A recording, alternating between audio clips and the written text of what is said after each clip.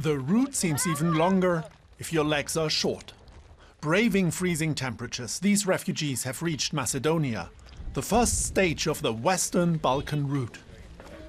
They're driven on by the fear that borders along the route could close down ahead of them, and they're more than glad to leave Greece behind.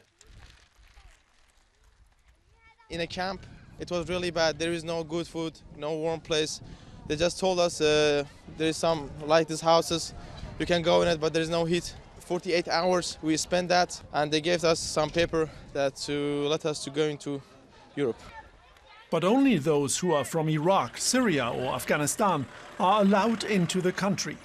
All the other asylum seekers are facing a brand new fence provided by Hungary.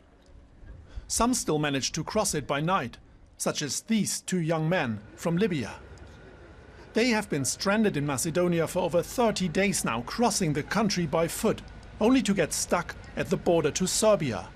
A friend of mine tried going through the woods, but he got picked up by the police. Samir from Aleppo in Syria has better luck.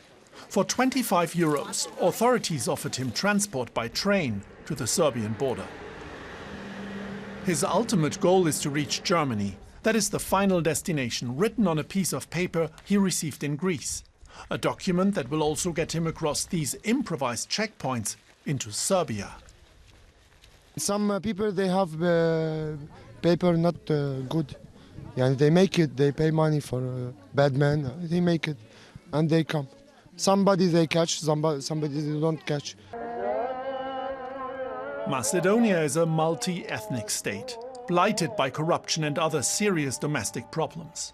Nevertheless, some politicians in the capital, Skopje, find the idea of turning the country into a firewall against migrants from Greece potentially appealing. The poor country, striving to become a member of the EU, could soon become a frontline state. In the Ministry of the Interior, Anastasia Ilieska says her government is considering plans to close the border to Greece entirely if the EU wanted that. We asked the cover of cost of European Union because for our budget, like Republic of Macedonia, it's very hard to manage all costs who are produced this crisis. Critics such as aid worker Jasmine Ritsepi warn, however, that closing borders could lead to a humanitarian crisis. Moreover, it would only divert migrants, he says, and revive old people smuggling networks. Already last year, his organization unveiled a number of people smuggler camps. There were people in the houses. In one house, 100 illegal migrants were held in hostage and beating every day just to make them pressure their family to give the money for the smugglers so they can transport them to Serbia. Just as in Macedonia, the transport of these migrants coming from Syria, Iraq and Afghanistan has been well organized by the Serbian authorities. At this reception center in Preševo, they have to show their Greek documents and pass through a cursory security check.